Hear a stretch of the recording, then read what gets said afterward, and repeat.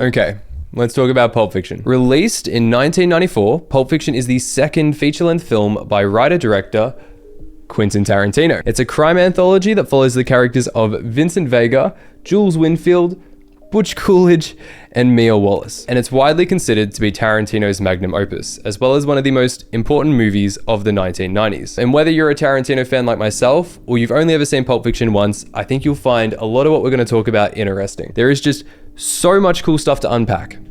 So much. This video is gonna be well over an hour long. There are layers to it. Like an onion. Now, in terms of this situation here, up the top we have a timeline of Tarantino's career. Down the bottom we have timestamps for Pulp Fiction itself, and then in the middle just a ton of stuff that we're going to end up talking about. And now we have a lot to cover, so let's begin in the before times. Quentin Tarantino was born on March 27th, 1963 in Knoxville, Tennessee to Connie Tarantino. Now Connie was only 16 years old when she had Quentin, and Tony, his father, would leave before Quentin was born. And Tarantino was pretty much indoctrinated into pop culture from the moment he was born. I mean, his name, Quentin, comes from Burt Reynolds' character on the TV show Gunsmoke, Quint. So the man had no choice. When Quentin is 2, Connie and him pack up and they move from Knoxville to Torrance, California, which is only a short drive away from Hollywood. And it's against this backdrop that Tarantino realizes the obsession of his life: feature-length films. Because he's an only child, he doesn't have any siblings, and he's growing up with a single mother, Tarantino had to find ways to entertain himself. And he found this in front of the TV and by going to the movie theater. Obsessively. And he watches everything, and he memorizes lines, and when the credits roll at the end of a movie, he doesn't just leave the movie theater or get off the couch. He watches the credits and he studies them. He starts remembering names and starts recognizing this director does this movie and this star is in that movie. And so by the time that Tarantino's stepfather Kurt enters the picture and starts taking him along to the movies with him, Tarantino's like, sweet, now I can watch even more stuff that I wasn't allowed to before. And the thing is, Kurt doesn't really care about ratings or classifications or what is or isn't suitable for kids. So at 8 or 9 years old, he's taking Quentin along, to see stuff like Deliverance and The Wild Bunch. As a teenager, Tarantino starts attending the Torrance Community Theater and acting in plays. And even though we think of Tarantino mainly as a movie director, his first passion was and always has been acting. And a lot of key people that he meets in his life, he meets through his acting classes. And acting is something that he's going to pursue pretty seriously, even through the early part of his career. And it all sort of culminates with a Broadway play, which was news to me, but we'll get back to that later. When Tarantino is 14 years old, he writes one of his first screenplays, which is based upon the movie Smokey and the Bandit, except his screenplay is called Captain Peach Fuzz and the Anchovy Bandit. And if Tarantino is still struggling to figure out what he wants to do for his final movie, it's right there. That's it. Now, apparently Connie was not a big fan of Quentin's writing, and I don't know what she said to him, but it must have been pretty bad because Tarantino vowed as a teenager that if he was ever successful in life, he would never ever share any of his wealth with his mum. I mean, it's kind of messed up. And while Quentin could easily lock into a double feature and he had no issue studying the movie credits and remembering the names of the actors, he could not do the same for school. And during high school, he was regularly skipping classes to catch the matinee. And at age 16, he drops out of high school. Tarantino said, quote, "School completely bored me. I wanted to be an actor. Anything I'm not good at, I don't like, and I couldn't focus at school." So after he drops out of high school, Tarantino gets a job to help pay for his acting classes that he's taking. He gets a job working at an adult movie theater called The Pussycat. Now, I was thinking, he's like 16 at the time, and I'm like, how is that even allowed? But I get it was the 70s. And once he saved up enough money, Tarantino buys himself a VHS player, and he starts frequenting the specialty video store, Video Archives. And apparently they had the most impressive library out of all the stores in the area, and he goes there a lot. So much so that he ends up getting a job there. And this leads us into the Video Archives era. And because he's working at a video store, Tarantino is watching movies all day, every day, and his brain becomes a movie encyclopedia. Tarantino said, quote, "It ended up being like my college." I'll put up a historical artifact of Tarantino working the counter of video archives in 1984. It's a Reddit post, and some of the comments on this thing are just gold. And so Tarantino ends up working at video archives for a pretty long time. And I think for a lot of us, this is where the story ends. We have these dreams of things we want to be doing instead, but we never actually go after them. And we just sort of stay stuck doing what we've been doing. There's this recent clip of Tarantino describing this period of his life going around. And if you're like my age, entering your mid-20s and you're unsure about what you're doing with your life, it lights a fire under your bum. Basically, he says that he'd always dreamed about making movies, but because he now had this job where he was comfortable and sort of adjacent to the thing that he loved, he fell asleep and he didn't try to pursue his dreams.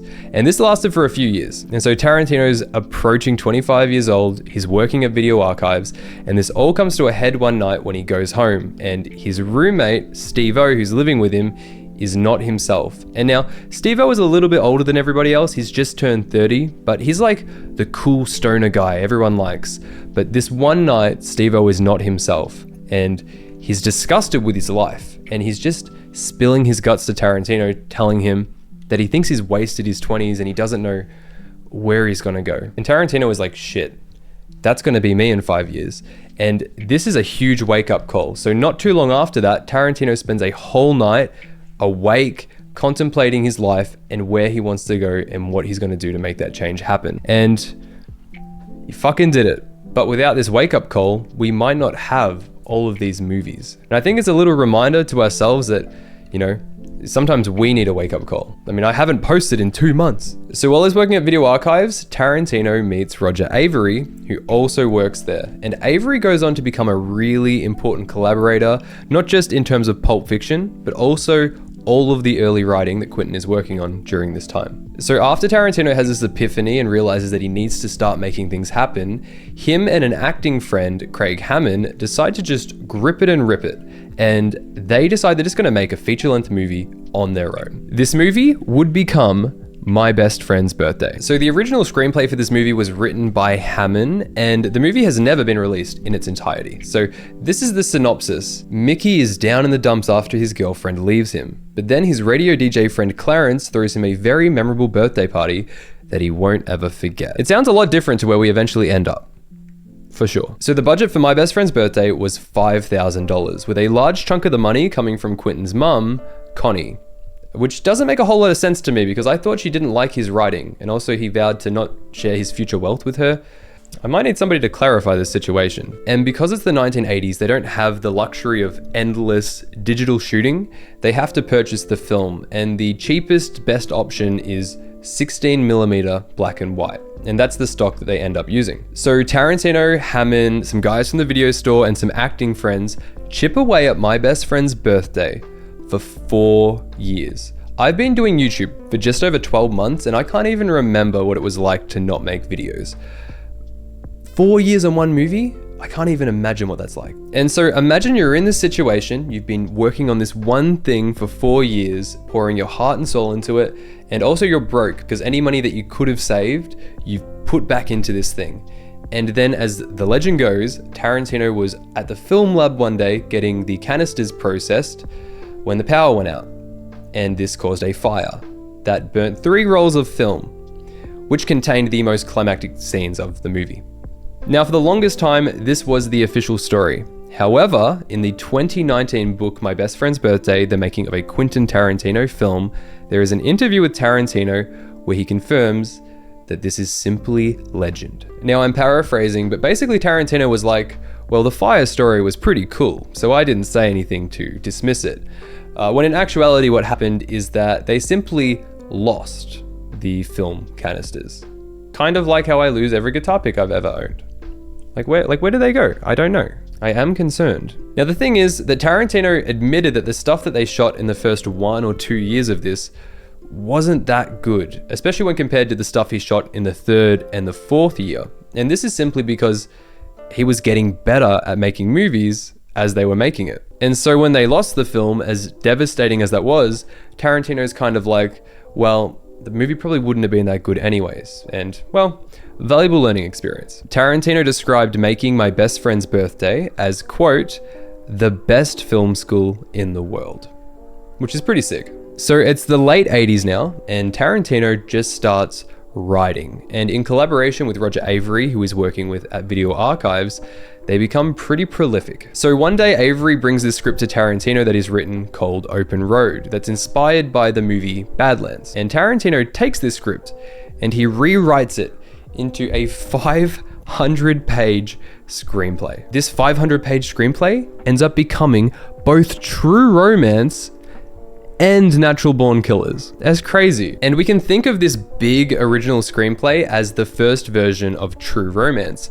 And in this version of True Romance, Christian Slater's character Clarence is writing his own movie script throughout the events of True Romance. And the movie script that he is writing is Natural Born Killers.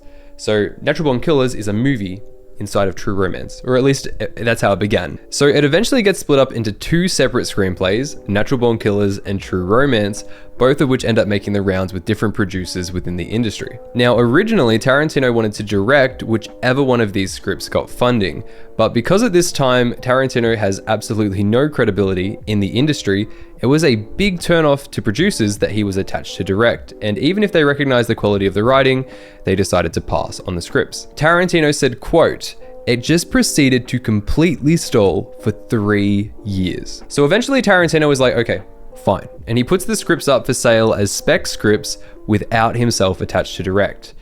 And this works. The True Romance screenplay eventually makes its way into the hands of the late and great Tony Scott. And he loves it. And when Scott and Tarantino meet each other, they hit it off. And he ends up selling the True Romance script for the Writers Guild of America minimum of $50,000. And considering that Tarantino had been pretty much broke up until this point, and also that this is 1990, $50,000, this was life-changing money. And also, this gave him a lot of, well, it gave him a little bit of juice within the industry. And so with Scott attached to direct, True Romance gets greenlit. But because Tarantino isn't the hottest ticket in Hollywood at this point in time, and the studio system is super slow at making things happen, True Romance doesn't actually begin production until years later. Actually, 8 months after Reservoir Dogs screens at Sundance. And as for Natural Born Killers, the script makes its way through a bunch of different producers, but ends up on the radar of Sean Penn, who for some reason keeps popping up in my videos. Listen, Sean, 2-time Oscar winner Sean Penn, we need to do a collaboration. I have so many questions about the Beaver trilogy. It's eating me alive. It's eating me alive. The idea that Sean Penn would ever watch this video is the most ludicrous thing that could ever happen, except a collaboration. See, I only want to collaborate with Oscar winners. That's where the bar's set. I'm sorry, Tom Cruise, it's not happening. Anyways, Sean Penn passes the Natural Born Killers screenplay onto legendary director Oliver Stone. And Oliver Stone likes it. He wants to make it. But first he wants to change it. And so he hires 2 writers and they rework the script and make some pretty significant changes to it. And this leads to a notorious public feud between Tarantino and Stone in their respective press tours for Pulp Fiction and Natural Born Killers. So in the Tarantino version of Killers, the main focus was Wayne Gale, Robert Downey Jr.'s character. And what Stone did was he changed the focus to be about Mickey and Mallory instead, and then just added a ton more stuff that, from what I've read, benefits the film. And for selling the option of Natural Born Killers, Tarantino is paid $10,000, which he uses to purchase his red Chevy Malibu, which very famously becomes Vincent Vega's car in Pulp Fiction. And now there's a little bit of lore surrounding this vehicle, but we'll touch upon it later. And Tarantino is still working at Video Archives when he lands his first paid writing gig, working for the special effects house, K&B EFX. Now, this special effects company would later go on to work with Tarantino on his subsequent films, as well as stuff like The Walking Dead, The Pacific,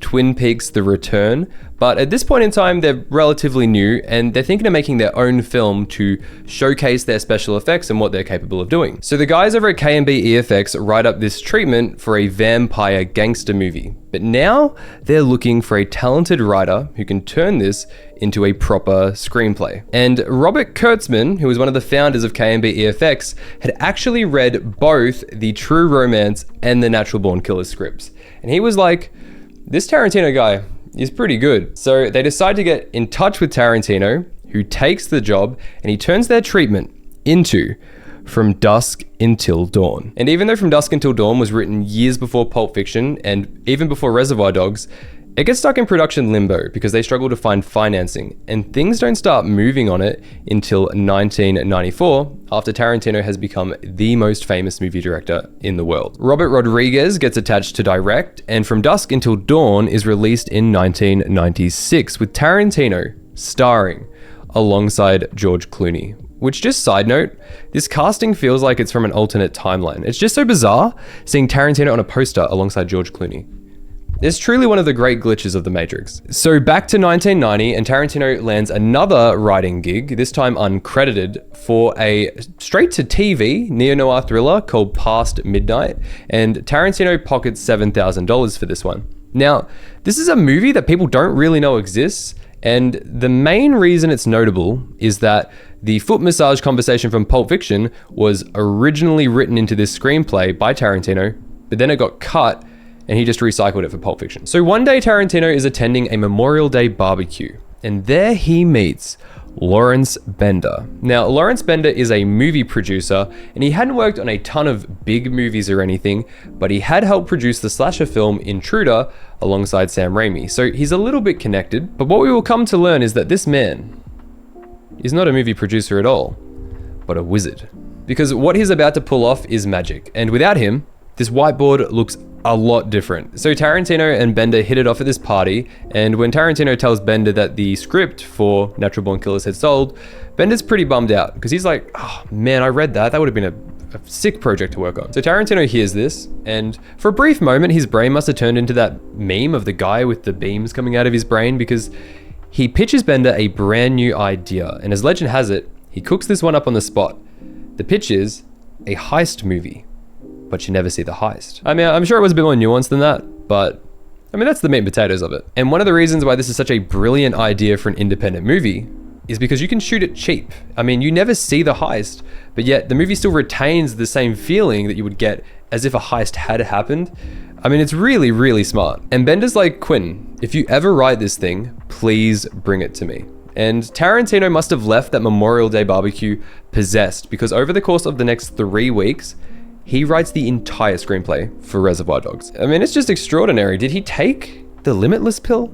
So once it's completed, Tarantino brings the screenplay to Bender, and Bender is like, I'm gonna get this thing made for you. But Quentin is kind of disillusioned at this point, and he's like, look man, I have not had much luck getting my screenplays made with me attached to direct, and I think you're gonna have an uphill battle here. But Bender is like, this Reservoir Dogs thing is goated with the sauce, leave it with me. So what ends up happening is Tarantino gives Bender a time frame of just 2 months to try to get the funding for Reservoir Dogs, and if in that time he can't get any financing, what Tarantino planned on doing was he was going to take the $50,000 that he made from selling True Romance to self-finance Reservoir Dogs. And this version would have been shot really quickly and cheaply, once again on black and white 16mm film, and the actors would have just been people that he knew from his acting classes to keep the cost down. And at this point, Tarantino is convinced that this is the only likely outcome. Meanwhile, Bender is doing his thing, and the first bit of magic that he works is getting the Reservoir Dogs script to Monte Hellman.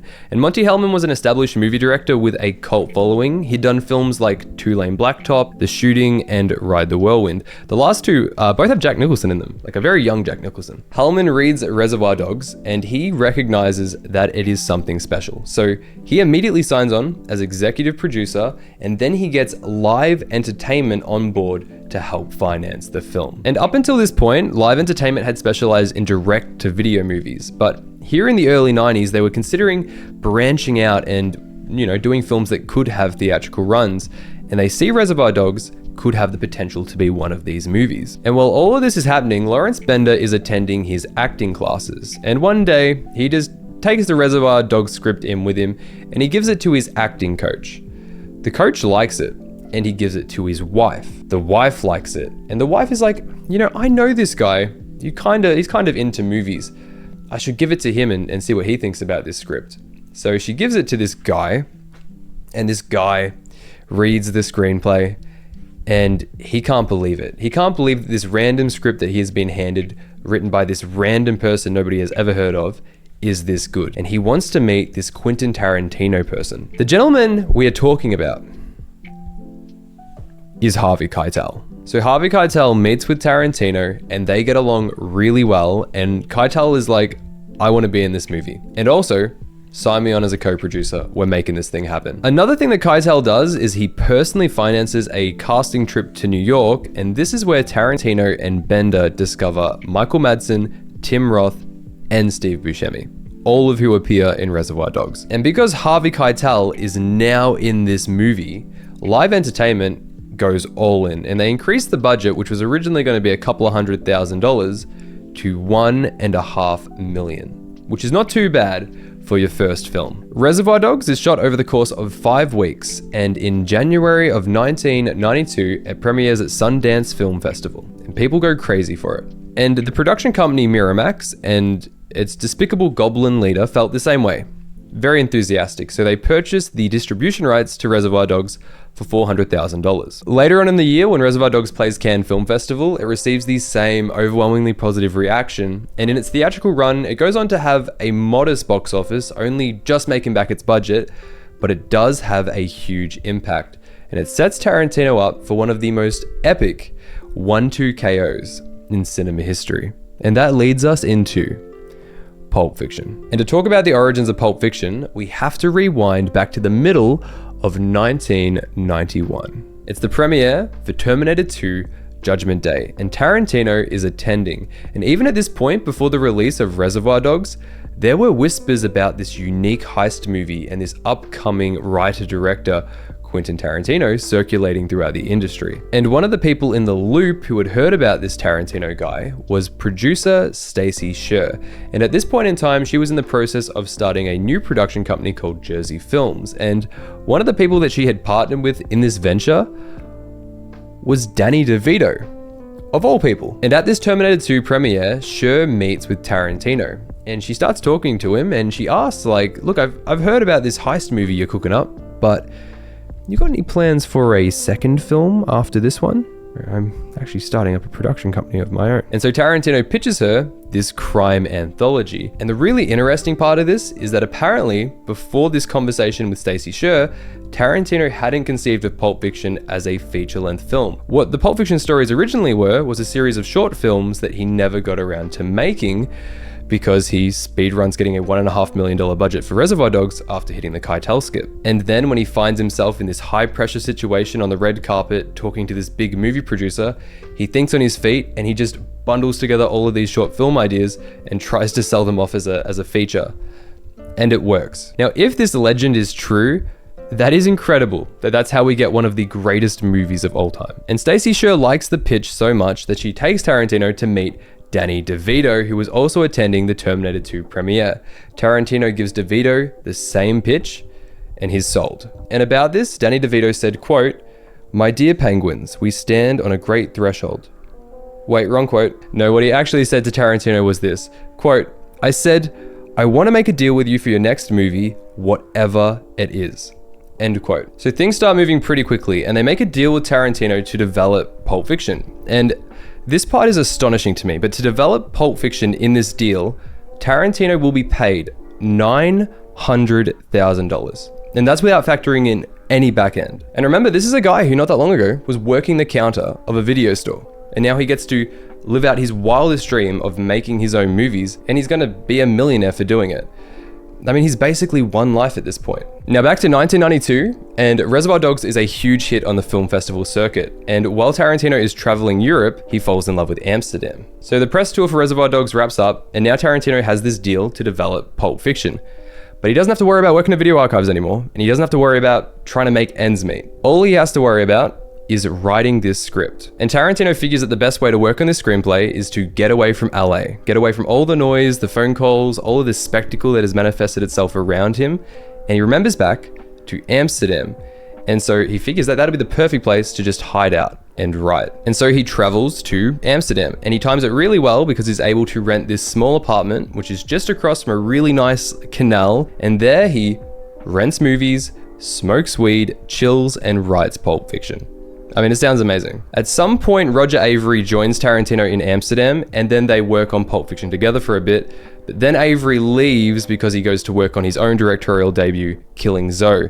And Tarantino, he stays bunkered down in Amsterdam and he just keeps hashing out Pulp Fiction. And he's there for many, many, many months. And now this gets us into the question of how much did Roger Avary actually contribute to the Pulp Fiction screenplay, and then the drama that follows that. Roger Avary said, quote, "The agreement was that we would split the writing part of the back-end participation as well as the screenplay credit."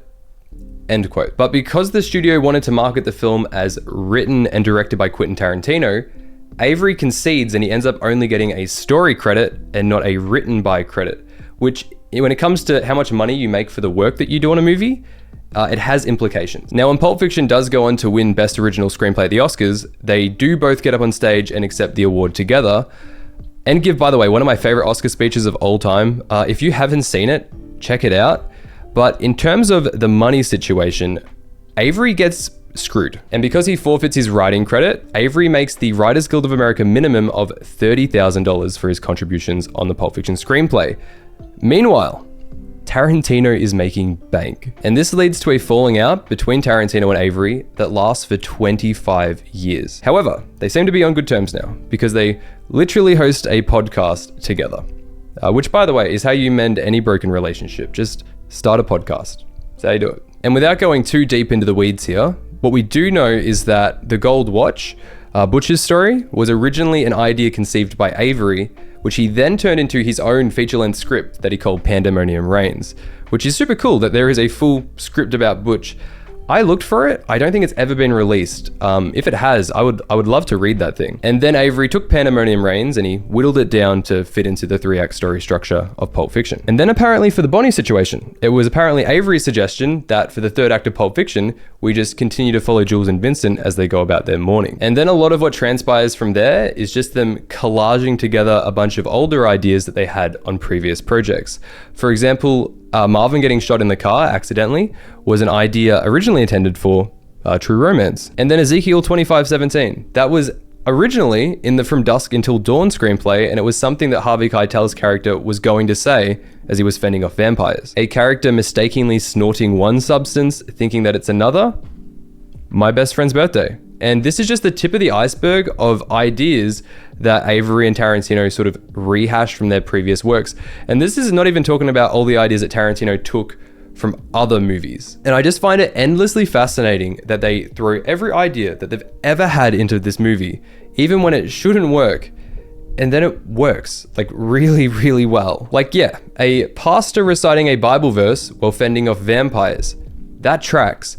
Now, in the context of 2 hitmen, it doesn't sound like it should work, but it does so well that it is one of the most iconic moments from one of the most iconic movies ever. And I think like the unorthodox approach and how idiosyncratic it is to put these ideas into this movie is part of the genius and part of the reason why it is so iconic. And a really interesting part of Tarantino's process, which he still does today, is that when he writes the first draft of a screenplay, he does it longhand into a series of notebooks with a red pen. I mean, it was a red pen for Pulp Fiction. He may have changed colors since, but regardless, a pen. But dude, respect, because I could never do that. The hand cramps. Ever remember when you would like write an essay in school and at the end of it, your hand would just be really sore? Maybe that's just me. About this process, Tarantino said, quote, "I've really romanticized it. I buy 3 red ink pens I'm going to use and the notebook. This is the notebook I'm going to write Reservoir Dogs with, I say. It's a big ritual." And when Tarantino's writing, he's not just incorporating ideas from other movies, but also whatever's going on in his life at the time. And that's where we get the whole Amsterdam conversation between Vincent and Jules. The Royale with cheese, the beer at McDonald's, the metric system.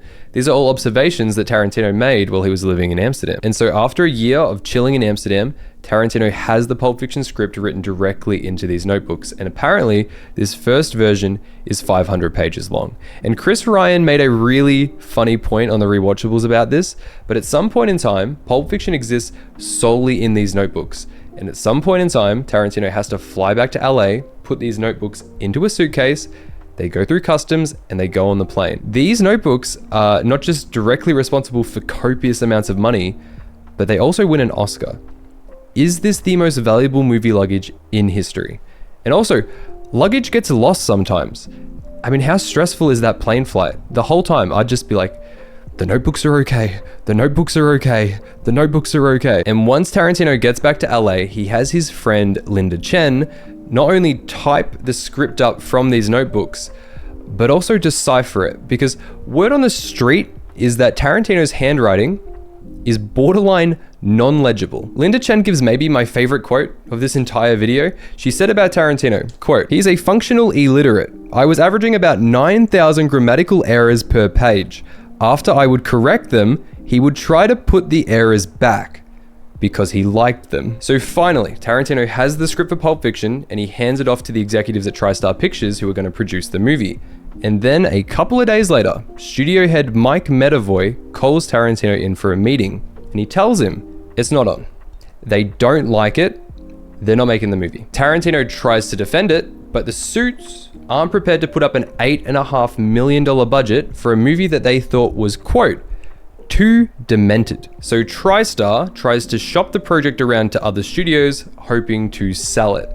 And now, Lawrence Bender, once again, he has a gift for giving screenplays to the exact right person, and he gets Pulp Fiction into the hands of Richard Gladstein, who was a studio head at Miramax. Gladstein then passes the script on to the big boss of Miramax, Harvey Weinstein. And unfortunately, whenever you talk about the first half of Tarantino's career, you can't avoid this guy. He's like the boogeyman, except grosser. But we have to tell the story accurately, so let's keep going. So Weinstein has this plane flight booked. I'm not quite sure where to, probably to an island or something. But he decides that he's going to read the screenplay on the plane. Before the flight is over, he's already made a phone call. Quote, "Buy the script, I'm making the movie." So Miramax buys the project from TriStar. Tarantino will still get his $900,000 and the budget for Pulp Fiction will still be $8.5 million. Now, during the negotiation process, Tarantino laid out 4 demands.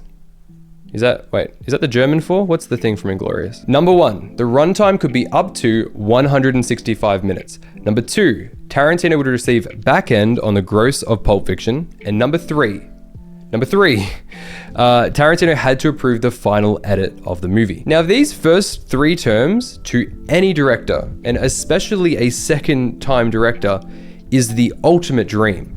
And Miramax, they're like, okay. And they give them to Tarantino. But the 4th demand is a little bit more contentious. Number 4, Tarantino could cast whoever he wanted in the lead role, even if they weren't a big star. And the person that Tarantino had in mind was John Travolta.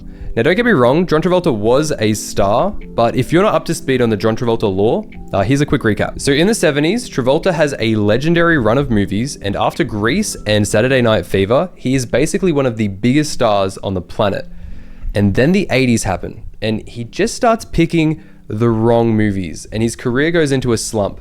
Some of the roles that he turned down were American Gigolo, Officer and a Gentleman, both of which go on to star Richard Gere instead. So essentially, Travolta gets market corrected by Richard Gere, which he still didn't learn his lesson because he does it again in the 2000s when he turns down Chicago, which goes to Richard Gere as well. So I guess Richard Gere can thank Travolta's agent for his entire career, I guess. And then in the late 1980s, Travolta's career has a small upswing with the success of Look Who's Talking, but nobody's taking him seriously as an actor or a bankable star. Except Tarantino, because in the early 80s, Travolta did happen to star in one stone-cold masterpiece, Brian De Palma's Blowout. And I would point to it, but I forgot to put it on my whiteboard. Now, while Blowout was a box office bomb in its time, it has since been reclaimed as a classic. And in my opinion, it is incredible. It is one of the rare examples of an almost perfect movie, with the exception of a very short and confounding car chase sequence towards the end of the film that makes me feel like I'm having an aneurysm. But outside of that, it has my 2 favorite things in a film: a conspiracy plot and a paranoid protagonist who is losing their mind. And Travolta's performance in this movie is just chef's kiss.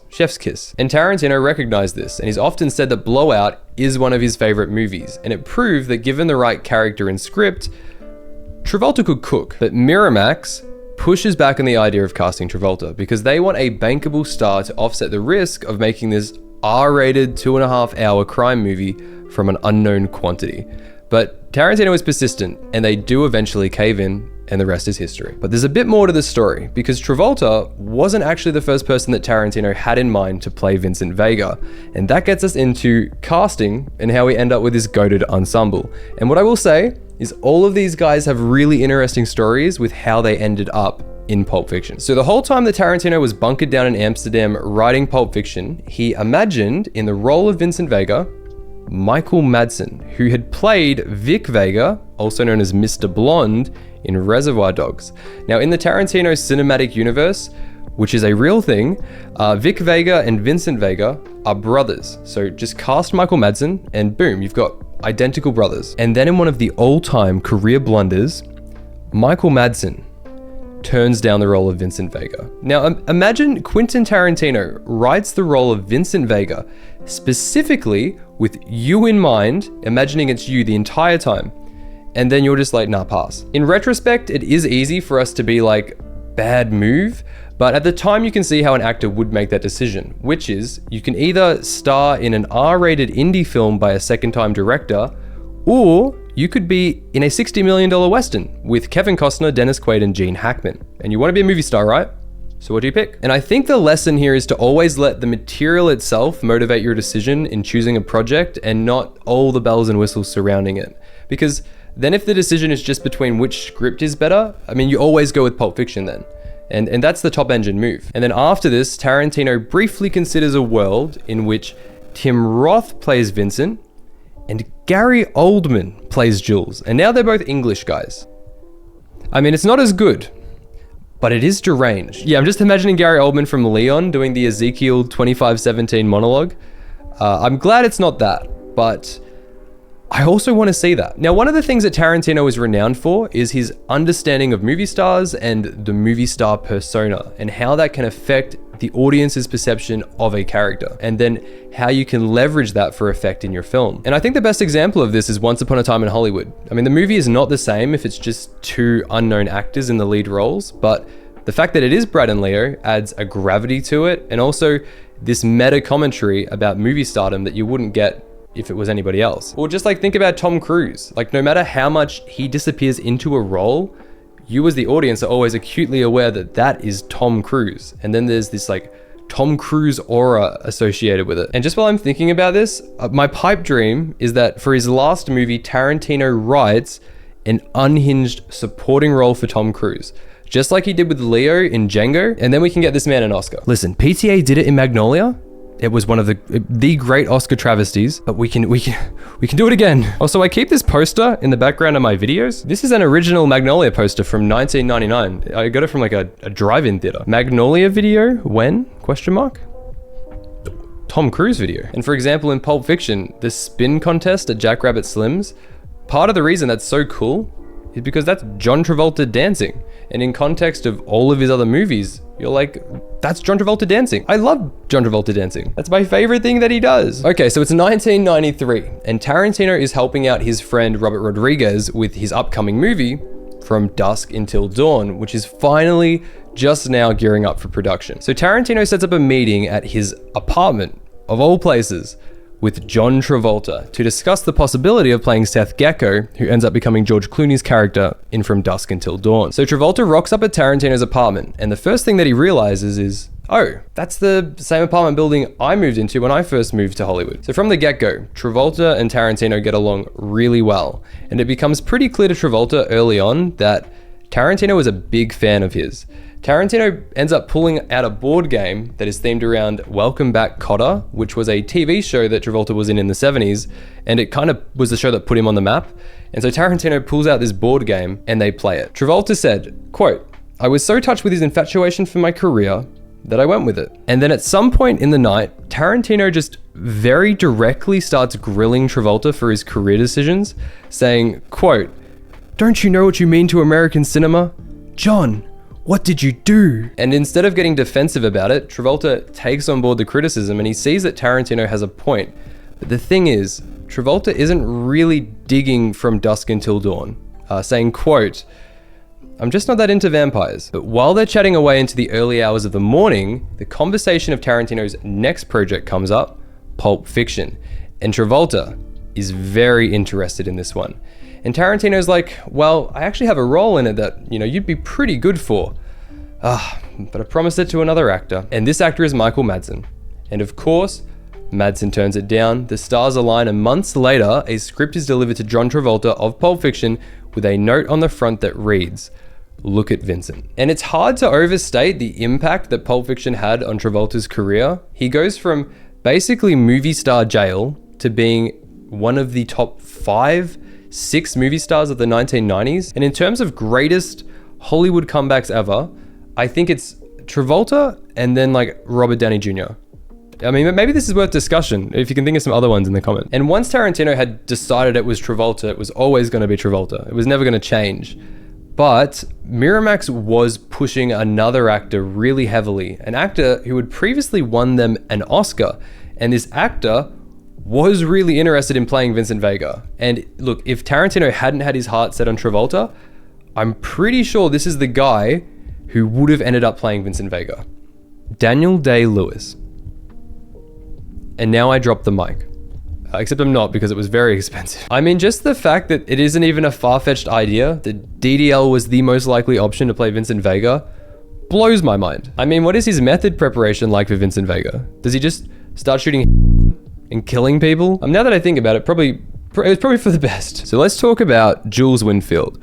Now, I've heard conflicting reports from both Sam Jackson and Tarantino, but when Tarantino was writing the character of Jules Winfield, he was either thinking about Sam Jackson or Lawrence Fishburne. I have heard both. In different interviews, Sam Jackson says that it was written for him, but then I've heard Tarantino go into a pretty in-depth conversation about how it was Lawrence Fishburne on the Rewatchables podcast. So I'm going to take that as the verbatim version. So Tarantino said that the first person who was offered the role of Jules was Lawrence Fishburne. And Fishburne reads Pulp Fiction and he really likes it and he wants to do it. But at this point in his career, Lawrence Fishburne has hired a team of agents who are working very hard to try to turn him into one of the biggest stars in Hollywood. And they have a very clear strategy. So when the script for Pulp Fiction comes across the desk, Fishburne's agents say, look, you could have done this Pulp Fiction movie at any other point in your career, but you're trying to be a movie star right now and you cannot take it. We need to focus on movies where your name's above the title and you are the lead. And Fishburne's like, well, this Jules character, he opens the movie. He has the first big scene with this Ezekiel 25:17 monologue. And the agents are like, no. You are a supporting character in this. And you're supporting John Travolta. And that guy's washed up. If you take this role, it's going to undo all the progress we've made. And Fishburne's like, shit, okay, look, I'm paying you guys a lot of money. You must know what you're doing. And so Lawrence Fishburne passes on Pulp Fiction. And if we plug this movie into Stockfish, you will see that it is a blunder. And not just because of the immediate loss of material, but if we follow the line a bit deeper, it leads to a losing endgame.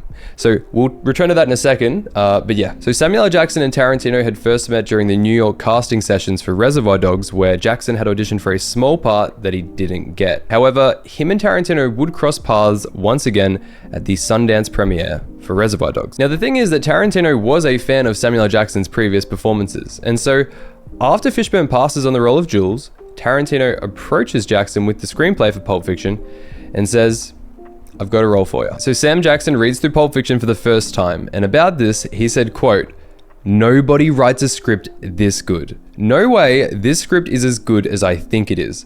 So he reads through it again, front to back a second time, just to make sure that it is as good as he thought it was. It was. So at this stage, Sam Jackson has the role of Jules, or at least he thinks he does. And then Tarantino and Bender invite him in for a reading of the screenplay.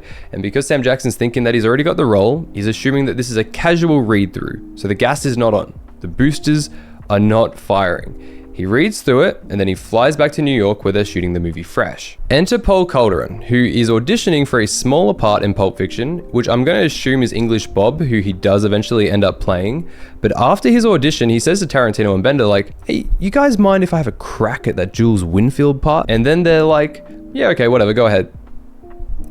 Calderon proceeds to cook so much that Tarantino and Bender are like, wow, you're Jules now. Yeah, no, you're Jules. And so they recast Calderon as Jules. Meanwhile, word gets back to Sam Jackson that he has lost the role. And he is fuming. Quote, Nobody told me I had to audition. So Jackson arranges another meeting with Tarantino and Bender, and when he gets into that room, he is still fuming. He unleashes into Ezekiel 25:17, they read the diner scene, and from all accounts, what happened in that room that day was probably the greatest audition of all time. So he gets the role back. Now remember that blunder that Lawrence Fishburne made when he turned down the role of Jules? Well, it goes on to have a rippling effect. So it's 1994, and production is gearing up for Die Hard with a Vengeance. And this movie is going to be a surefire hit, not just in America, but it has broad appeal worldwide. And it goes on to become the highest grossing film of 1995. Well, Lawrence Fishburne has been hanging out for a movie just like this one. He'd be starring alongside Bruce Willis in the biggest movie of the year.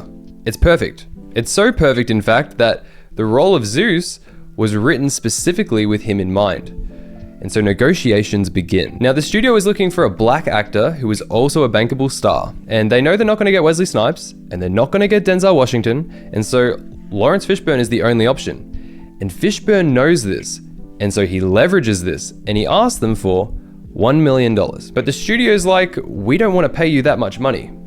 But they need him. And so they negotiate, and they keep negotiating, and eventually it's May 1994, Cannes Film Festival. And one of the Die Hard 3 producers, Andy Vanya, will be attending. And at this time, there's already rumors going around that there's this guy called Samuel L. Jackson in this new movie called Pulp Fiction.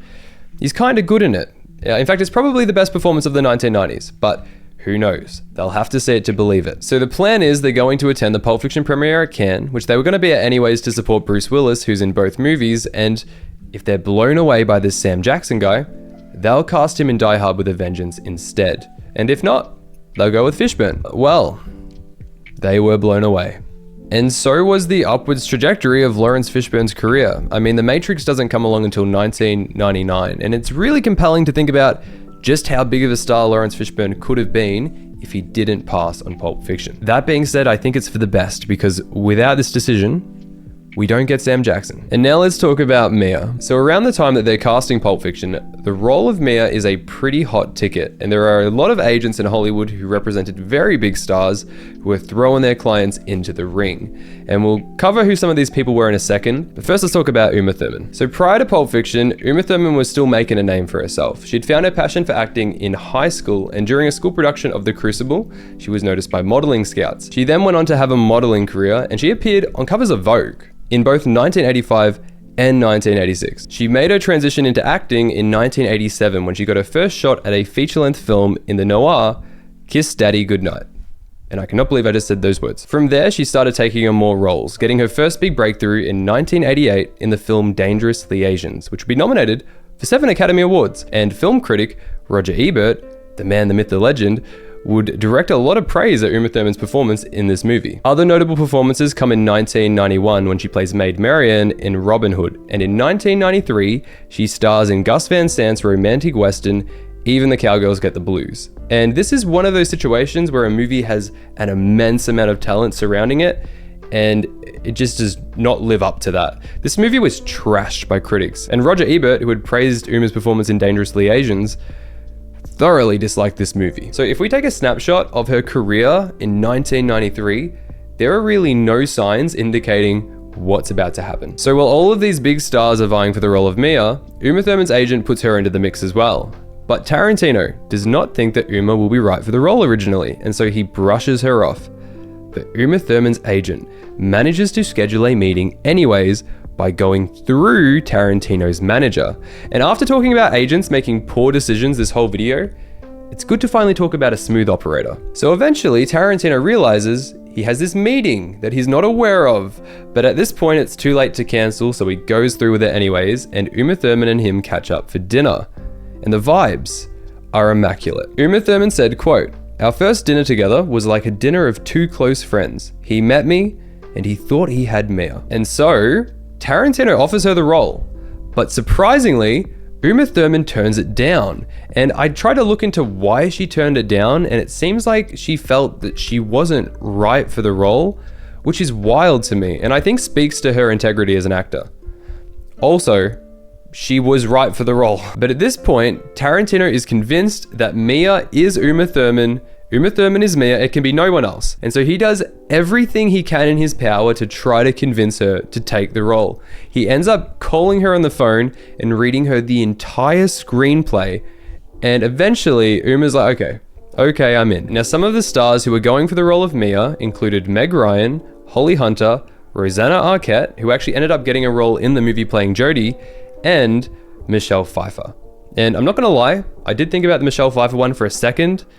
I don't think it works as well. I mean, I think Uma is pretty irreplaceable as Mia in this film, but just gonna throw this one out there.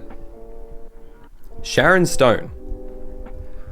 Or maybe that's just because I want Sharon Stone in everything. Okay, I have my biases. Now let's talk about Butch Coolidge. So it might be a bit lost on us now, but Bruce Willis being in Pulp Fiction was a big deal at the time. In 1994, Bruce Willis was on the A-list of A-listers. As we talked about, just the next year, Die Hard 3 is the biggest movie of that year. From 1990 to 1999, Bruce Willis was the third highest grossing actor of that decade, just behind Tom Cruise and Tom Hanks. So when we think about Pulp Fiction, how it was thought about at the time of its release as this low-budget R-rated crime film from a second-time director, you gotta wonder, how did they land Bruce Willis? Well, the story goes that Roger Avary, who had originally conceived of the Gold Watch, wanted Matt Dillon to play Butch after seeing his performance in Drugstore Cowboy. And so that's what they do. They originally offer the role to Matt Dillon.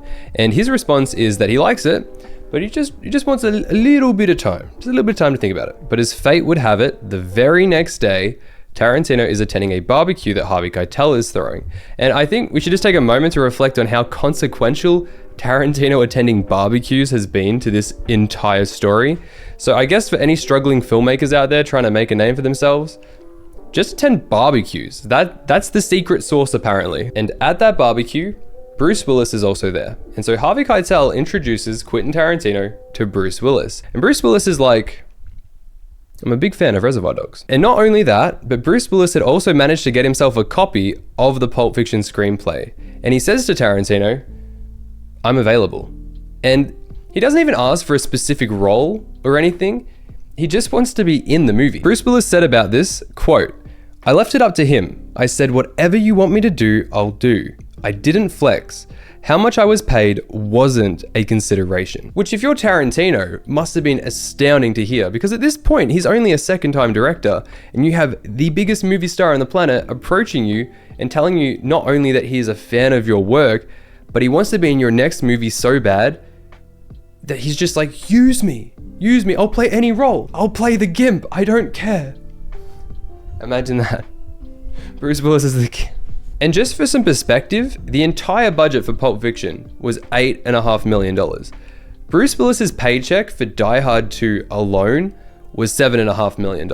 So pretty much the entire budget of this movie. But because he wanted to be in Pulp so bad, he took a pay cut. And for Pulp Fiction, Bruce Willis took home $800,000. And one of the cool facts about Pulp Fiction is that everybody in the ensemble, apart from Bruce Willis, was paid the exact same amount. It was $20,000 per week of shooting. So for example, John Travolta worked 7 weeks, and so he made in total $140,000, which he used to joke was not enough money to cover the hotel room that he was staying at during shooting, which I don't know where he was staying at. That's very expensive. Just rich people things, I guess. And just like on the topic of Bruce Willis, it's got me thinking about just how many good career choices he made post Pulp Fiction. I mean, this is the run from 94 to 2000. So 1994 is Pulp Fiction. 1995, he does Die Hard with a Vengeance, so the biggest movie of that year, as well as 12 Monkeys. So he does a Terry Gilliam film. 1996, we can kind of write off. He does a voice in a Beavis and Butthead movie, but then we go into 97 with The Fifth Element. 98, he does Armageddon, which once again was the biggest movie of that year. 1999, The Sixth Sense. I mean, come on. The Sixth Sense, are you kidding me? And then 2000, Unbreakable. So it's just a goated run. And this doesn't even include his best movie, the cinematic masterpiece Over the Hedge. And once Bruce Willis had signed on, Miramax was very happy. He was a guaranteed box office draw, and because of this, they were able to sell the international distribution rights to Pulp Fiction for $11 million. And that's before the movie had even completed production. So just out of the gates, it was a net positive investment for them. So that covers the main ensemble, and some of the other parts were locked in pretty much from the get-go. So The Wolf was written specifically with Harvey Keitel in mind, and the same goes for Tim Roth and Amanda Plummer as Pumpkin and Honey Bunny. And Tarantino said that he wrote the dialogue for Marcellus Wallace with the same cadence of speech that Ving Rhames spoke in, so he was always going to be the first choice. And then when it comes to the role of Captain Coons, Christopher Walken is just the king of monologues. And he'd already nailed down a Tarantino monologue before in True Romance, which is one of the best parts of that movie. So naturally, they've got a big monologue in Pulp Fiction, and it's like, well, better call Christopher Walken. Tarantino said about Christopher Walken, quote, "He's just so good at doing monologues. About the best guy there is at it." Now, for the role of Jimmy, Steve Buscemi was originally cast to play him, but then because of scheduling conflicts, he had to drop out last minute. However, he does still appear in the film in a very small part as the Buddy Holly waiter in Jack Rabbit Slims. So if you've never noticed that, that's Steve Buscemi. And because when Steve Buscemi dropped out, it was getting pretty close to production, Tarantino, instead of getting another actor, decided he'd just play Jimmy himself. And he gives one of the great on-screen performances. But seriously, I see people rip on Tarantino's performance all the time in this, but I think it's kind of perfect that for the character of Jimmy, he is this awkward dude, and it's such a fun wrinkle that Tarantino is playing a relatively significant character like in his magnum opus. And I'm so used to it now, I just wouldn't want it any other way. So before production begins, Tarantino asks for 10 days of rehearsal time with the actors, which is a luxury that directors aren't always granted, but Tarantino is. Uma Thurman described the rehearsal space as, quote, where is it? "A studio like a huge garage. We sat there at a card table in the middle of the room and worked and loved it." During these rehearsals, Tarantino asked his old acting friend, Craig Hammond, of My Best Friend's Birthday fame, to come in as a drug supervisor. He showed Uma Thurman what an overdose looked like, and he taught John Travolta the correct way to shoot, which is just tremendous stuff. Production began on September 20, 1993, and it's been reported pretty much unanimously by people who were on the set that the vibes were great. Tarantino brought this level of enthusiasm and energy that just wasn't typical of other movie directors. Like, for example, he made a point not to have a video monitor on set. So instead of being, hermiting out in a tent with a screen, he'd be alongside the actors during the takes. And he wouldn't say cut. Like, instead of saying cut, he had a whole other list of things he'd say. For example, "We're loving it." Now, a lot of the sets, such as Brett's apartment, the pawn shop, the interior of the motel, Butch's dressing room, were actually sets that were constructed in a warehouse in Culver City. And a really interesting detail that is a byproduct of this is that the apartment scene, when Jules is just going off at Brett and giving the monologue, you can hear a distinct echo when Sam Jackson yells that wouldn't be typical for an apartment of that size. And that's because they're actually shooting in a giant warehouse with super high ceilings. So if you watch that scene again, just see if you can pick up on the echo. And once you do, you can never unhear it. And perhaps the most famous set that was built in the warehouse was the interior of Jack Rabbit Slims. Sadly, it is not a real place. It's just as fictional as Diggerland, Australia. Hugh, it has been 100 days since I uploaded that video and there are still 0 spin dizzies on this landmass, okay? What are we doing? Sorry, that's a reference to my old video that maybe 2 people will get. So the exterior of Jack Rabbit Slims was a rundown bowling alley that they dressed up to look like a 50s themed restaurant, but then everything else inside was this set inside of the warehouse. The idea to have those car dining booths was Tarantino's, and he had his production designers watch Redline 7000 and Speedway, starring Elvis Presley, to get an idea of what he was going for. And if you watch a scene from Speedway, you'll see that there is a really uncanny resemblance between the Jack Rabbit Slims restaurant and what's going on in that film. In total, the Jack Rabbit Slims set cost $150,000 to build and took up 25,000 square feet. And look, I think if Jack Rabbit Slims was a franchise and it was a real restaurant, I don't know, I think that place would be a hit. I mean, I'd go, I'd love to try a $5 shake. I mean, that's cheap now. The final scene to shoot was the Gold Watch monologue. And because they were shooting each take all the way through, saying the whole monologue, Christopher Walken had a little acting hack. He would, between takes, drink Tabasco sauce to help keep his mouth lubricated. I'm just in awe of this man. I don't understand how that would help in any way.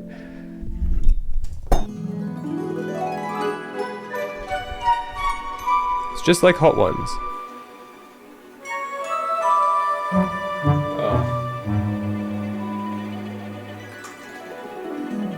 Oh no. What was he thinking? Dude, the only thing it's lubricating is my eyes. Oh, that is not gonna feel good coming out the other end. I think myth busted on the Tabasco sauce story. I don't know how that could be real. He is a god among men. In total, they shot the Gold Watch monologue 14 times to get the take, which means that he drank Tabasco sauce 14 times. No, it can't be real. And they held the rap party at Jackrabbit Slim's. Now, one of the most infamous stories from Pulp Fiction is that of Tarantino's red Chevy Malibu, which is actually Vincent's car in the movie. Now, either sometime during production or not long after production had wrapped, the Chevy Malibu was stolen, and it never reappeared, presumably missing forever. Then sometime in the early 2000s, a man by the name of Bill Jimenez purchases a red Chevy Malibu from a car collector, and over the next 12 years, he gets to work restoring it. He repaints it a fresh coat of cherry red, replaces the top, replaces the interior, new wheels, new brakes, new suspension, new air intake, the whole shebang. Bill ends up spending about $40,000 restoring this car to its former glory, and all the time, he's driving it across the state to different car shows and just loving it. Then one day in 2013, the police are investigating a crime and they come across a wrecked Chevy Malibu. And the VIN number of this car leads back to Bill Jimenez. So the police call Bill and they ask him when the last time was that he saw his Chevy Malibu. To which Bill was like, no, probably today. It's in my garage. It's fine. So when the police come to check out Bill's car, they find that the VIN number of his car had been swapped with the wrecked one that they found. And that Bill's car was actually a stolen vehicle belonging to none other than Quentin Tarantino. It's pretty funny because Bill had no idea who that was. He had never seen Pulp Fiction before. Bill said, quote, "They took the car and gave it back to Tarantino, and that's fine because it's not my car. At first, I was just happy it wasn't going to the crusher, which isn't uncommon for stolen vehicles." So pretty pragmatic response here from Bill, considering the circumstances, especially when you realize that the insurance company did diddly squat when compensating him. Like not a single cent, not for any of the $40,000 worth of restorations, not even for the premium that he'd been paying on the car for 12 years. So Bill got screwed. And before they took the car, Bill made sure that he put all the parts that he had for the Chevy Malibu in the trunk, hoping that Tarantino would continue restoring the car the same way that he had been. But as of 2014, when the article was published, Tarantino hadn't reached out to Bill Jimenez, so I'm not sure if he ever did. And I'm not saying that Tarantino is obligated to pay him back, but he did restore your car. Like, reach out to the guy, you know? Don't be a square. And now let's dive into some changes between the original screenplay for Pulp Fiction and then what we ended up with in the movie. In the original script, before Jules and Vincent enter Brett's apartment, Jules grills Vincent for talking about Mia so much. And he had the line, quote, "Stop thinking about that hoe and get yourself together like a qualified pro." So in the film, after Jules and Vincent execute Brett, it cuts directly to Marcellus and Butch's conversation about throwing the fight. But in the original screenplay, we actually see the gunman appear from the bathroom, fire and miss all the shots, and see the miracle happen before it cuts to the next act. And as we know in the film, we don't actually see this happen until the start of the Bonnie situation. And I think this is a change that makes a lot of sense. It just has a lot more impact opening the third act with the miracle instead of back here. Also, because Jules and Vincent executing Brett is already a pretty dramatic story beat, there's no need to follow it up with another dramatic beat. You may as well just save that until the third act and have it like be really surprising. The conversation that Vincent has with Lance about somebody keying his car and how, you know, don't fuck with another man's vehicle. Well, we never actually know who keyed Vincent's car. Now, in the original screenplay, before arriving at Paul's bar, there is a quick shot where Vincent parks his red Chevy Malibu next to Butch and Fabian's white Honda. And this has an implication associated with it. The implication being that after Butch and Vincent have that confrontation in the bar, when Butch leaves and gets into his car to leave, he notices that Vincent's car is there because he's pissed off at Vincent. He keys it. And apparently Tarantino confirmed this in an interview at some point, but I could not for the life of me find it. So if you know what I'm talking about, could you leave it in the comments, please? I would love to check it out. Now, this one's kind of like a theory, but I do want to talk about it. So in the bar, Vincent calls Butch Palooka to his face. And Palooka is a derogatory term for a boxer that's known to throw fights. And it's after this comment that we see the camera hang on Butch's face for an extended period of time. And the theory is that it's in this moment, in this exact shot, that Butch decides he's not going to throw the fight. And that's because he's just been called out by Vincent for throwing fights. So he's like, well, screw you. I'm not going to throw the fight. And if you accept that it is Vincent's comment that pushes Butch to change his mind and not throw the fight, then I think it's pretty prophetic that Vincent is the first domino in a series of events that ultimately leads to his death. And in a movie that flirts so much with the idea of fate, it is really interesting seeing Vincent in this moment unknowingly sealing his own fate. But that's just a theory.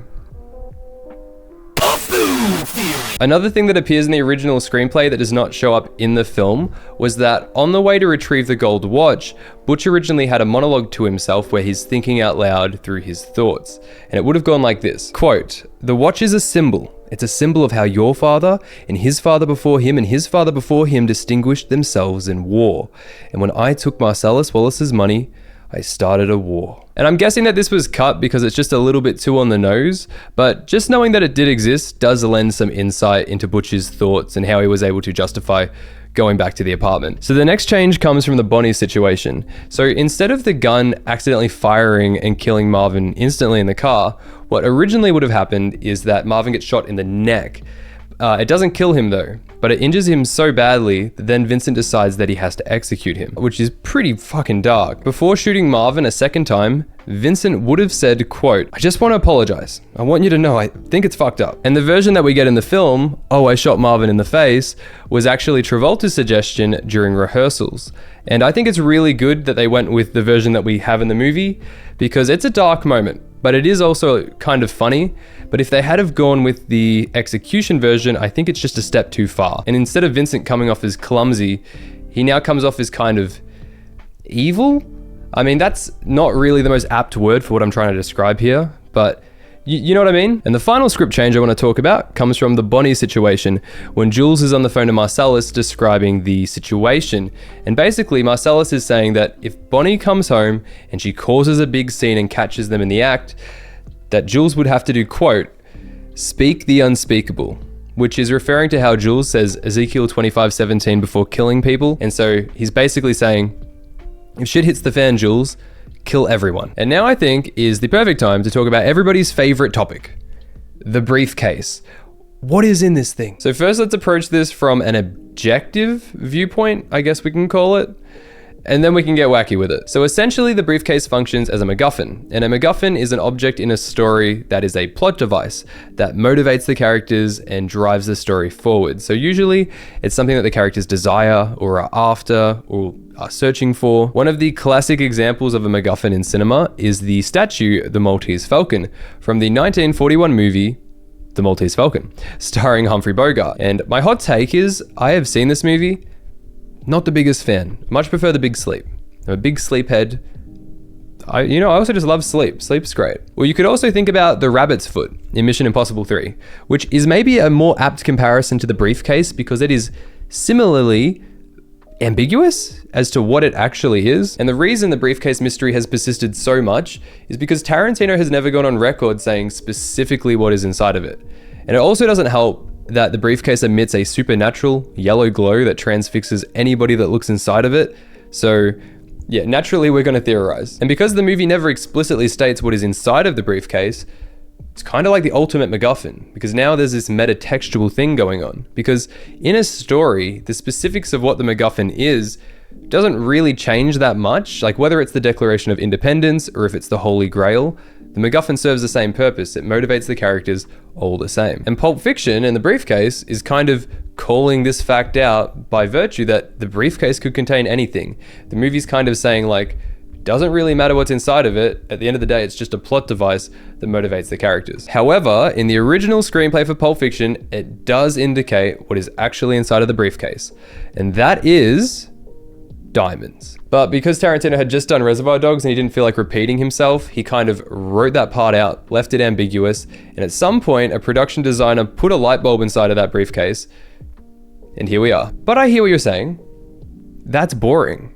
And, well, I agree. So tinfoil hat time, let's fucking go. Now, I'll just preface this with saying that I'm not a religious person, so I'm probably not the most qualified to talk about this, but it's a theory. Let's have some fun. We first need to accept two things. Number one, the Ezekiel 25:17 Bible verse is not actually an accurate Bible verse. And this is because Tarantino didn't get it from the Bible. He ripped it off from the 1976 film, The Bodyguard. But we have to accept that within the universe of Pulp Fiction, this is an accurate Bible verse. And number two, the band-aid on the back of Marcellus Wallace's head is there because Ving Rhames cut himself while shaving his head. Put a band-aid on there, Tarantino thought it looked cool, they left it in the movie. But we have to accept that the band-aid within the universe of Pulp Fiction represents something more. Now, Pulp Fiction is full of biblical references, and it begs the question, why? There must be some intention behind it. And in the universe of Pulp Fiction, it's safe to say that God is present. And we can get crazy with this. For example, why is Marcellus Wallace holding an apple in this shot? Does this represent forbidden fruit? And did Marcellus Wallace give into temptation and do something that he can't take back? Well, here's the theory. Marcellus Wallace was in the process of making a deal with the devil in which he would sell his soul. It was then extracted, as we all know, from the back of the head, therefore the band-aid. His soul was then transferred into a briefcase and locked with the devil's number, 666. This also explains why the briefcase has a supernatural glow, because inside of it is a human soul. Think about what Pumpkin says when he looks inside the briefcase. Is that what I think it is? He is transfixed, and yet he kind of recognizes what he sees, but he's still not sure.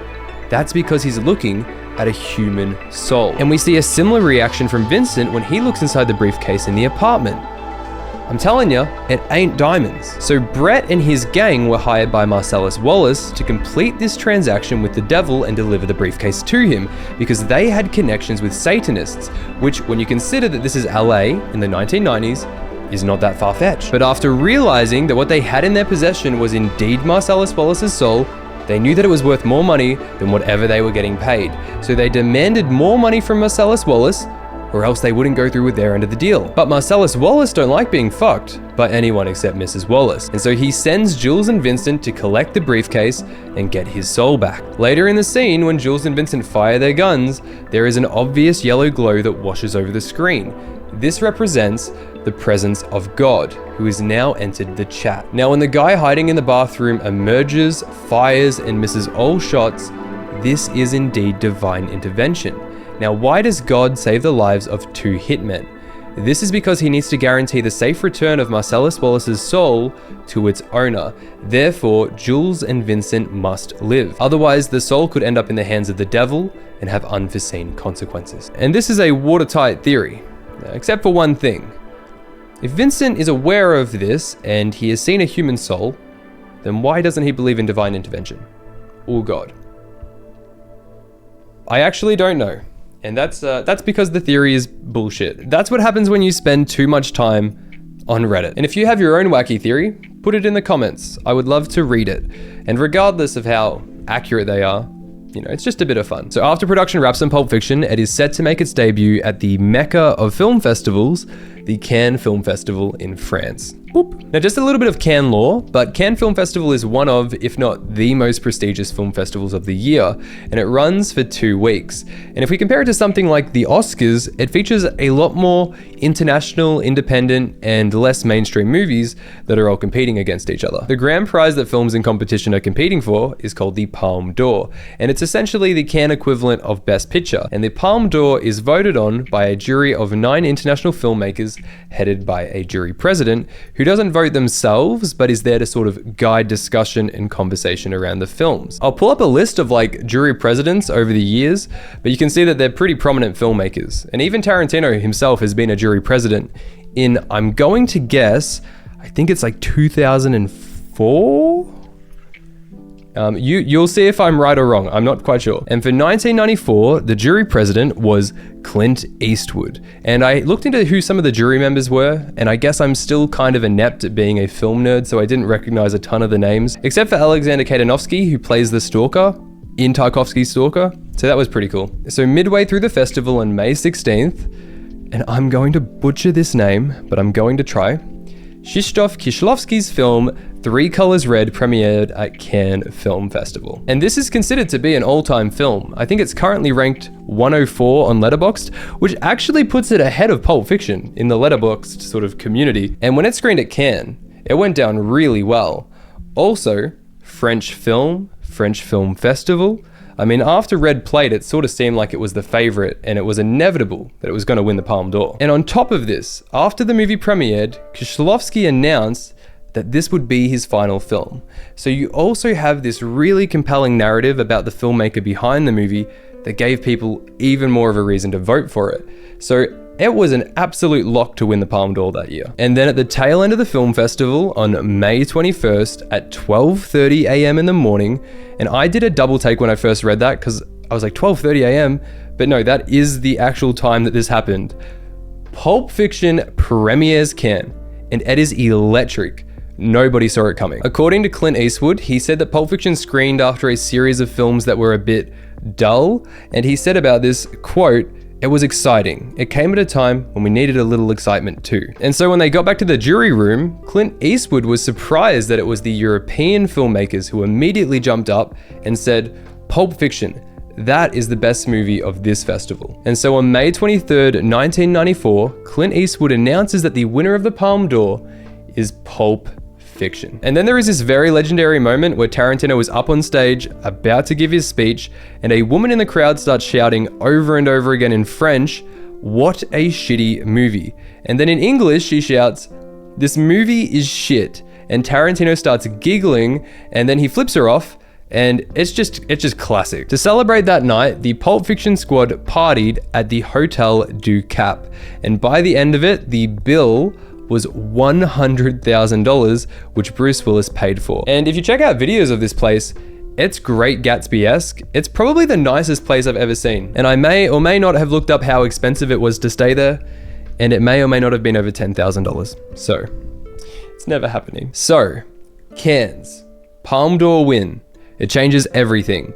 What Miramax had originally intended for Pulp Fiction was a typical late summer release, but now they had a movie on their hands that had buzz like nothing else on the festival circuit, and it could win awards.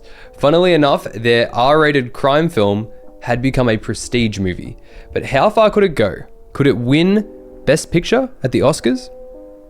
Well, it was worth a shot. Now let's quickly recap Award Strategy 101. So films that studios believe could be strong contenders for awards, they usually release later in the year. And this is because that's closer to the award ceremony, and then come voting time, the films are fresher in the voters' minds. And this also makes it easy to build an Oscar campaign around. And this has sort of always been the golden rule. Interestingly, in the past 2 years, this has not been the case with Best Picture winners, as Everything Everywhere All at Once released in May, and Oppenheimer came out in July. So we'll have to see what happens this year, but Emilia Perez has 13 nominations. Guys, it's Anora, come on. I mean, it's either going to go to Emilia Perez or The Brutalist, but we have to try. But back to Pulp Fiction, and this end of year release strategy is what Miramax is going for. And they open it with a US premiere at the New York Film Festival. And it's at this premiere that we get another one of those legendary stories that everybody's heard of. So the movie begins and the New York Film Festival audience is just eating it up. And then Mia overdoses. And then Vincent drives to Lance's house, and at 1 minute and 20 seconds into the film, just as Vincent is about to stab the needle into Mia's heart, a gentleman near the front row faints and falls out of his seat. People in the audience start screaming that they have to stop the movie. About 10 minutes later, it is announced, quote, "The victim is okay."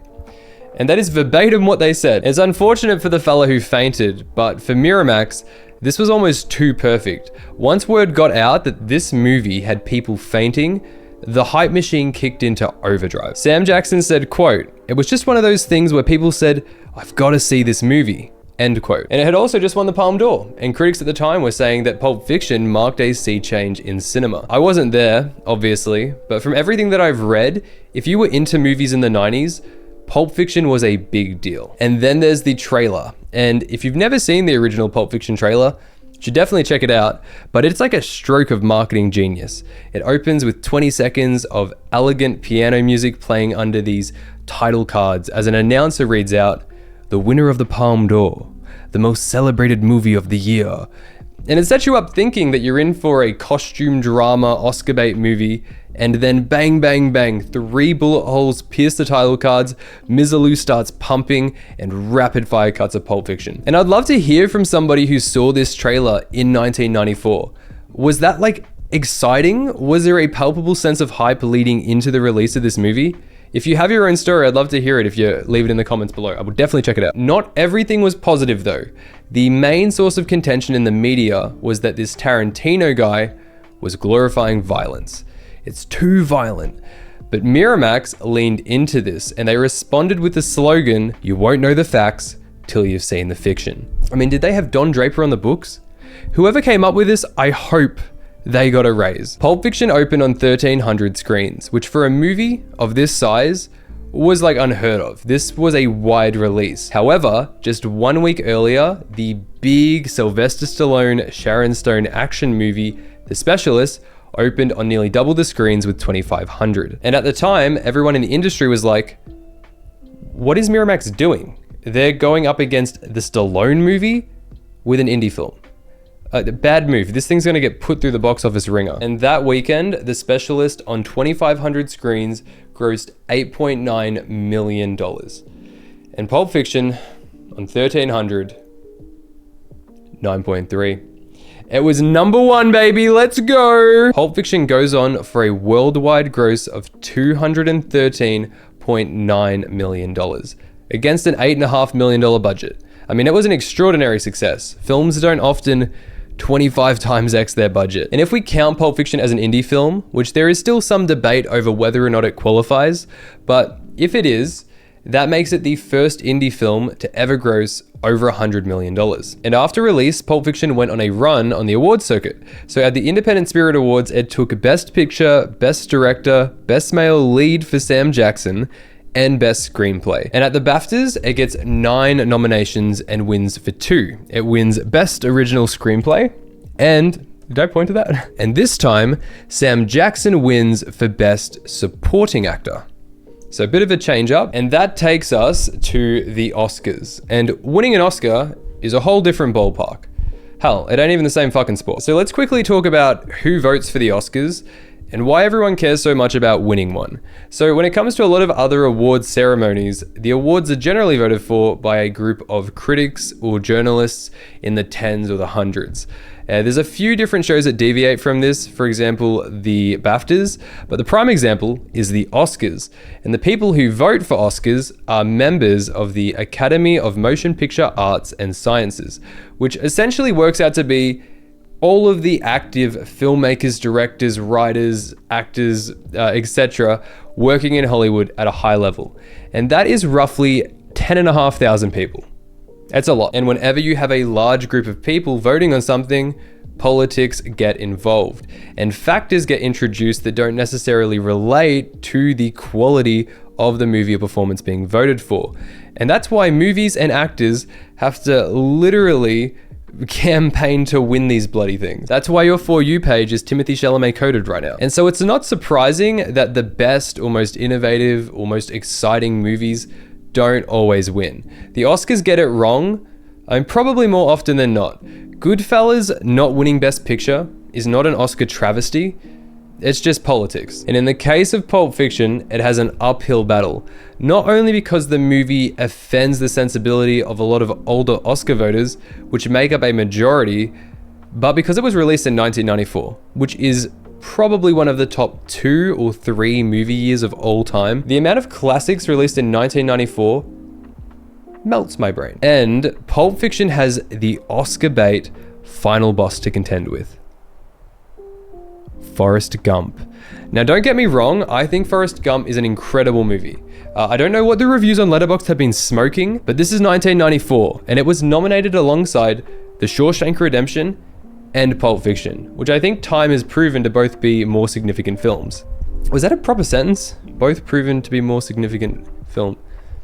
You know what I mean. And if Pulp was a box office hit, then Forrest Gump was an all-time blockbuster. It grossed $678 million. And this next part is crazy, but if we adjust that for inflation, that is nearly $1.5 billion. That's more than Oppenheimer, that's more than Deadpool and Wolverine. That puts Forrest Gump in the same league as Barbie, which just blows my mind that there was a time when a movie like Forrest Gump was as big as Barbie. I wish we could get back to that. I don't think it's ever gonna happen though. So how did things play out? Well, Forrest Gump received 13 nominations, and it basically swept every category that Pulp and Shawshank were both competing in. And it's so long that I have to read it directly from the script. So Gump wins Best Picture, Best Director for Robert Zemeckis, Best Adapted Screenplay, Best Editing, Best Visual Effects, and Tom Hanks wins Best Actor. And shockingly, The Shawshank Redemption doesn't win anything. What? However, Pulp Fiction did win one Oscar that night, and it was for Best Original Screenplay. And look, the Forrest Gump Best Picture win was expected, but there are two Oscar decisions that I think if we ever get access to time travel, we need to go back and immediately retcon. The first one is Best Director. I mean, how does Tarantino not win this? He directed this movie so well that he inspired an entire generation of people who may never have picked up a camera before to go out and try to make their own movies. And that's not a knock against Zemeckis. Like any other year, he wins it. But guys, what are we doing? And this next one, I can honestly say, I think is one of the most baffling Oscar decisions of all time. But Samuel L. Jackson loses Best Supporting Actor to Martin Landau as Bela Lugosi in Ed Wood. And I like Ed Wood. I think that is one of Tim Burton's best movies. But Sam Jackson as Jules Winfield is one of the all-time performances. I mean, I'd go as far as to say that if you put Sam Jackson in the stacked lead actor category alongside Hanks, Travolta, and Freeman, I mean, it's competitive. I dare say Sam Jackson should win. So, I mean, that's probably a hot take, so maybe that's worth some discussion. So post Pulp Fiction, Tarantino becomes something that movie directors don't typically become: a celebrity. Film critic Roger Ebert has a really famous quote from around this time that you might have heard. It goes like this, quote, "Rarely in our years on the movie beat has a director become as hot, as fast as Tarantino. Even Martin Scorsese and Francis Coppola had warm-up periods. He represents a moment in time. He's been called the first director who's a rock and roll star." And like Ebert points out, Tarantino did this off the back of just 2 films. Kevin Smith, who's known for doing Chasing Amy, Dogma, Clerks, he has a really great quote. It goes, quote, "Quentin became the face of Pulp Fiction. More than Bruce fucking Willis, Uma Thurman, or Travolta. When you see a director hosting Saturday Night Live, you're like, my God, what happened here? Something huge." It wouldn't be until 3 years later, in 1997, that Tarantino would follow up with his next film, Jackie Brown. But in the meantime, he had the world at his fingertips. For example, on the Tony Scott movie Crimson Tide, Tarantino was hired to do a dialogue polish up. And if you watch the movie, it's pretty easy to pick out the Tarantino parts. Anytime a character brings up pop culture or the Silver Surfer, Tarantino. But for this 2-week job, Tarantino was paid $200,000. Pretty good. Tarantino said, quote, "I felt like Elvis when I was meeting girls on the festival circuit. I went crazy for a little bit. What handsome guys did in their 20s, I did in my 30s. When you become famous, it's cool." Other things that Tarantino does in this period is he guest directs an episode of ER, which is pretty cool. And he doesn't give up his passion for acting. In fact, he pursues it harder than he ever has before. Films that Tarantino appears in during this time include Destiny Turns on the Radio, Desperado, 4 Rooms, and From Dusk Until Dawn. And more often than not, critics would usually rag on Tarantino's performances and say that he belonged behind the camera more than he did in front of it. His acting career sort of comes to a head in 1998 when he makes his Broadway debut playing the villain in the play Wait Until Dark. Now, this play only had a limited 16-week run, but that didn't stop the New York Daily News from giving a diabolical review. It goes like this: "Such is Tarantino's performance that you wonder why he needs a knife, when he could just beat his enemies to death with his heavy wooden acting." So after this, Tarantino stops acting in plays. And another thing that Miramax did while they were milking the Pulp Fiction cow was they published the screenplay as a book. And it went on to sell over 70,000 copies. And before even a single script had sold, Miramax paid Tarantino an advance of $200,000. And I can only imagine the impact that this screenplay had on an entire generation of people who would go on to make movies. And it takes me back to that thought when Pulp Fiction existed solely in those notebooks packed into that suitcase, and we asked if that was the most valuable luggage in movie history. And the crazy part is that all of this is only the beginning of the story, because there's all of this to come. Steve Buscemi has a really good quote that I want to end on. When I saw Pulp Fiction, the little boy watching this big TV, being alone in the room, the TV being his friend. To me, that's Quentin. I'm gonna leave it there. There's so much that we didn't get around to covering, like a deep analysis of the themes. We didn't talk about the music, or just little things like the fact that the guy who plays Flock of Seagulls directed 17 again. That is a real fact. Jason Bailey's book was like monumental in this even coming together. So there's a link for that in the description. Usually I'd say like and subscribe, but if you did dig this video, the best thing would just be if you checked out some of the other videos I've made. This is a super small channel, so it helps out, and I put a ton of time and effort into everything. Especially this one, especially this video. And I haven't even edited it yet. And if you are still around watching this part, thank you so much. I really, really do appreciate it. And now I'm gonna go and rest my voice for an entire year. Goodbye.